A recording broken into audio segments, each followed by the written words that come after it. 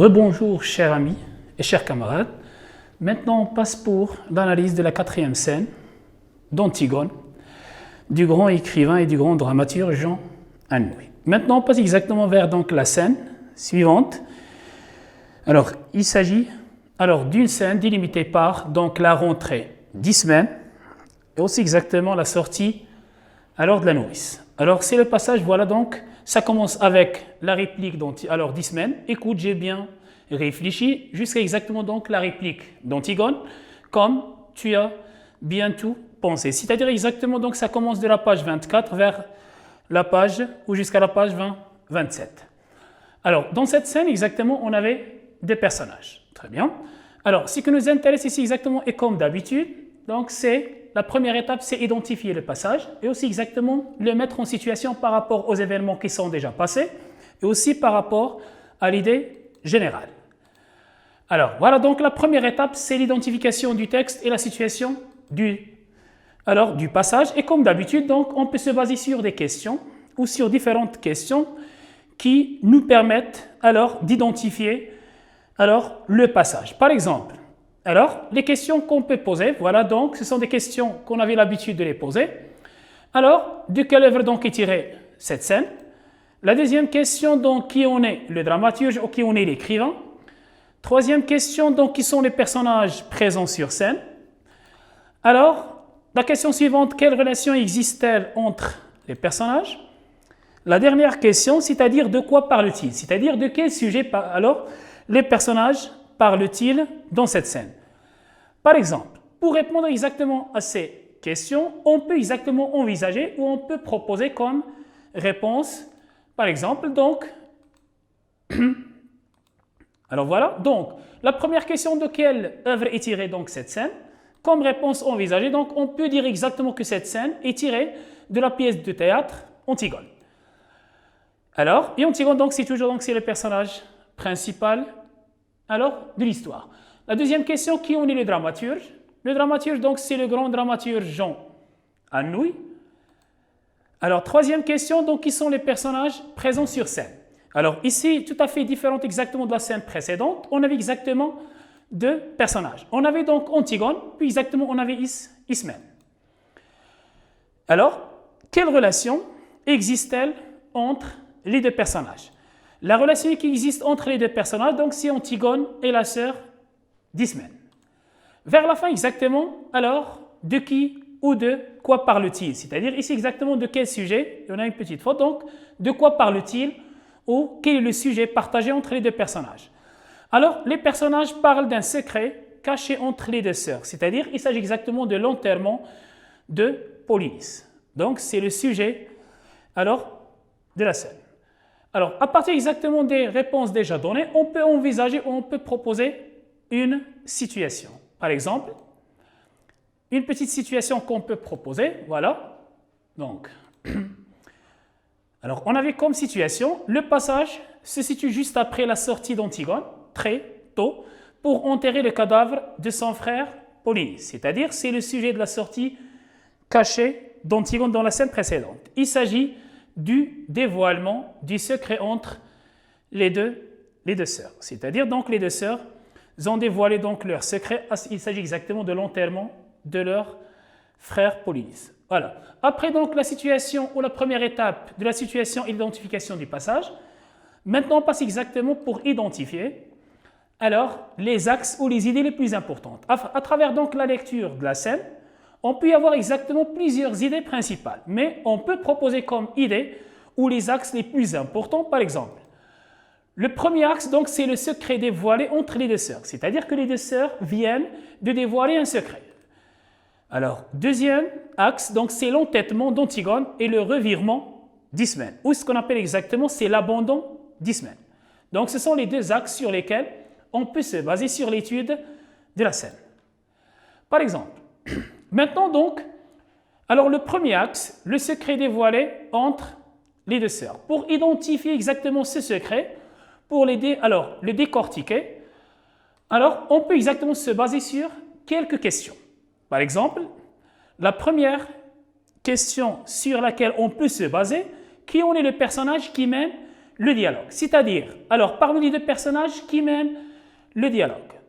La deuxième question, qui en est le personnage, ou quel est le principal sujet de la conversation des deux sœurs? C'est-à-dire, de quoi parle-t-elle, ou exactement, quel est l'objet de la discussion entre les deux sœurs?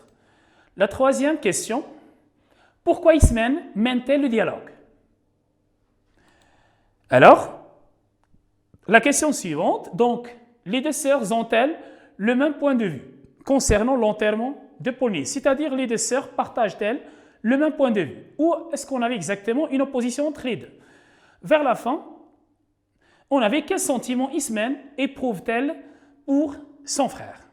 Voilà, donc ce sont des questions exactement qui vont nous permettre, par exemple, alors d'avoir exactement une synthèse partielle du premier axe. Les réponses qu'on peut proposer pour ces questions, par exemple, on avait la première question, donc qui est le personnage qui mène le dialogue? Alors, ici dans cette scène, donc c'est Ismène qui mène le dialogue, puisqu'elle cherche exactement à faire quelque chose. Et on va le découvrir, alors, au fil et à mesure, donc, qu'on lit donc la scène. Par exemple. Alors, deuxième question, quel est le principal sujet de la conversation des deux sœurs? La réponse, envisager exactement, donc les deux sœurs parlent de l'enterrement de Polynice. Alors maintenant, on avait donc alors pourquoi Ismène mène-t-elle le dialogue? C'est-à-dire, on a déjà répondu exactement et on a vu que Ismène, donc c'est elle qui mène le dialogue. Ici donc cette question, pourquoi Ismène mène-t-elle le dialogue? Qu'est-ce qu'elle cherche à travers ce dialogue? Et la réponse est la suivante, c'est-à-dire donc que Ismène, donc elle mène le dialogue, c'est pour convaincre et persuader sa sœur, alors afin de renoncer à son projet. La question suivante, on avait donc les deux sœurs ont-elles le même point de vue concernant l'enterrement de Polynice? C'est-à-dire, les deux sœurs partagent-elles le même point de vue? Ici, non. Les deux sœurs se posent concernant l'enterrement de Polynice. C'est-à-dire, on avait exactement donc, alors, Ismène, donc, elle refuse l'enterrement. Or, Antigone, donc, elle décide de continuer son projet. Vers la fin, quel sentiment Ismène éprouve-t-elle pour son frère? C'est-à-dire, on a dit exactement que Ismène, donc, alors, elle est un peu exactement peureuse. Mais malgré cela, exactement, elle avait un sentiment envers son frère. Voilà, donc c'est la pitié envers son frère. Alors, maintenant, donc après la réponse exactement sur ces questions, on peut proposer comme, alors, une situation, exactement ce qu'on appelle donc la synthèse partielle, une petite synthèse partielle, voilà. La synthèse qu'on peut proposer, c'est que, donc, le dialogue entre les deux sœurs révèle un secret. Donc, elles partagent le secret de l'enterrement de leur frère, Polynice.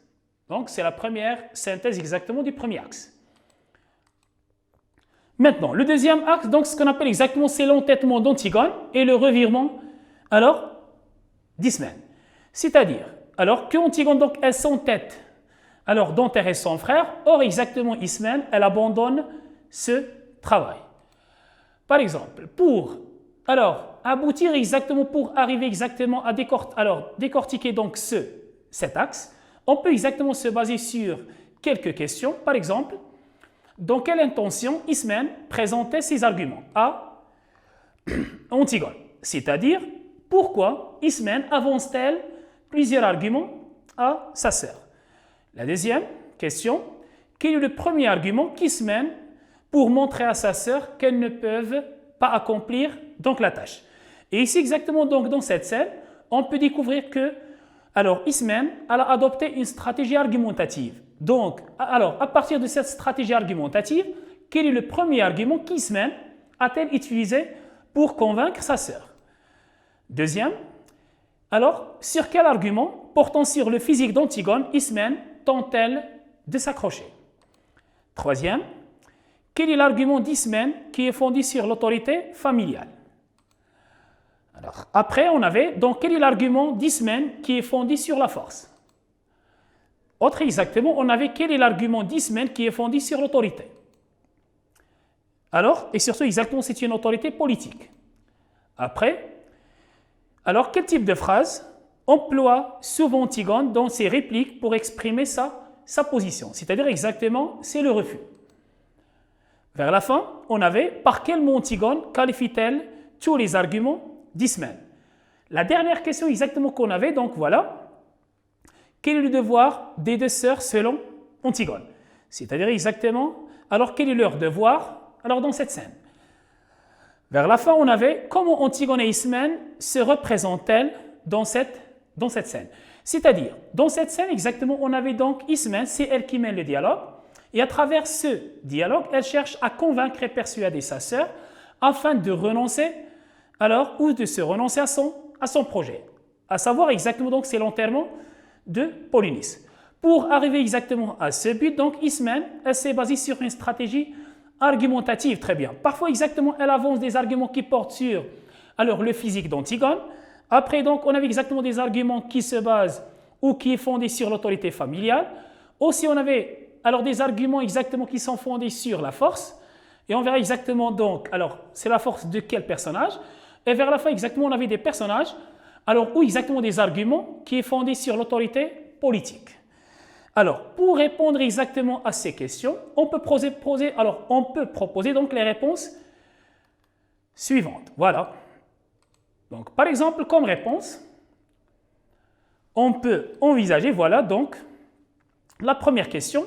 Dans quelle intention Ismène présente-t-elle ses arguments à Antigone? C'est-à-dire, dans quel but? Qu'est-ce qu'elle cherche à travers ses arguments?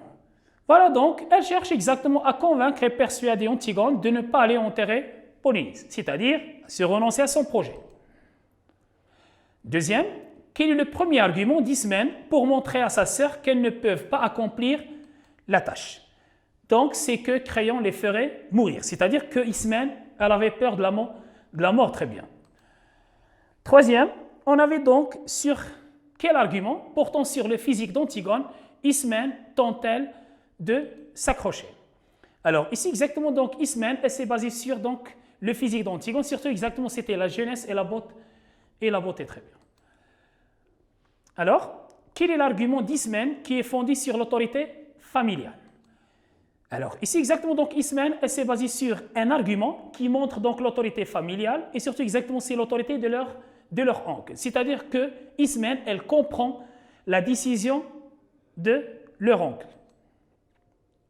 Maintenant, on avait quel est l'argument d'Ismène qui est fondé sur la force?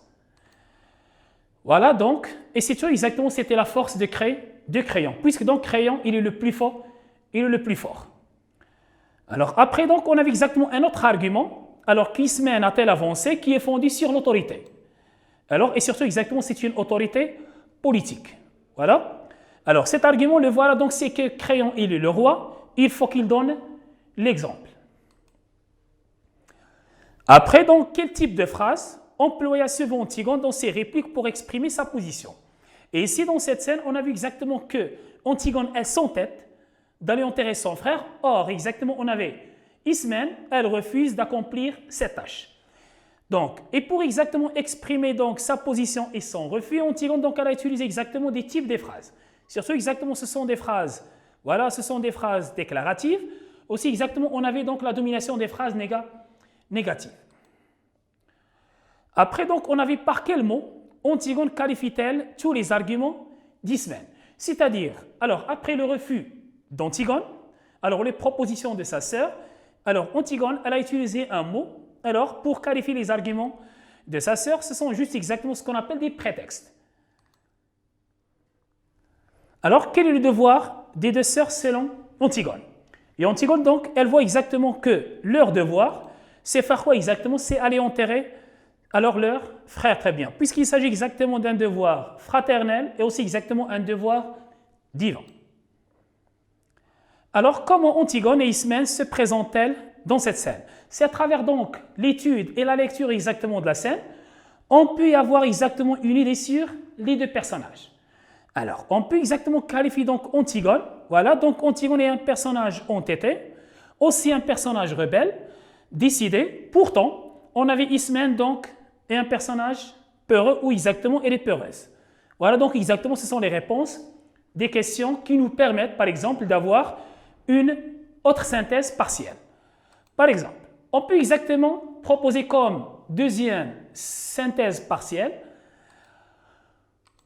Alors, on avait donc face au désistement d'Ismène, ou l'abandon d'Ismène, Antigone maintient son intention d'enterrer son frère. C'est-à-dire, c'est un personnage décidé, son frère Polynice. Elle s'obstine dans sa décision et ne prête aucune attention aux arguments d'Ismène.